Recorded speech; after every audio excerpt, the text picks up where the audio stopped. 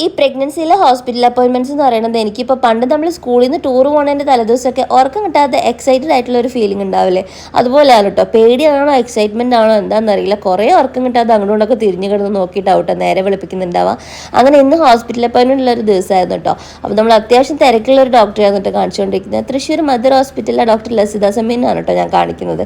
അപ്പോൾ നമ്മൾ നേരത്തോടെ വന്നെങ്കിൽ നേരത്തോടെ ഡോക്ടറെ കാണാൻ വേണ്ടി പറ്റുള്ളൂ. അങ്ങനെ വന്നപാട് തന്നെ പ്രഷറും വെയിറ്റും കാര്യങ്ങളൊക്കെ ചെക്ക് ചെയ്തിട്ടുണ്ടായിരുന്നു കേട്ടോ. പിന്നെ കുറച്ച് നേരം വെയിറ്റ് ചെയ്തിട്ട് ഡോക്ടർ വന്നിട്ടുണ്ടായിരുന്നു. അപ്പോൾ ഡോക്ടർ പറഞ്ഞ് പ്രത്യേകിച്ച് പേടിക്കാനുള്ള കാര്യങ്ങളൊന്നുമില്ല, കാലിൽ ഇങ്ങനെ നീര് നല്ലോണം കൂടി വരുന്നുണ്ട്, അതൊന്നും ശ്രദ്ധിക്കണം എന്ന് പറഞ്ഞു. പക്ഷെ എനിക്ക് പ്രഷർ വേരിയേഷൻ ഒന്നും ഇല്ല കേട്ടോ. അപ്പം ഇനി അടുത്ത പ്രാവശ്യം വരുമ്പോൾ ഒരു സ്കാനിങ് കൂടെ ചെയ്ത് നോക്കാമെന്ന് ഡോക്ടർ പറഞ്ഞിട്ടുണ്ടായിട്ടോ.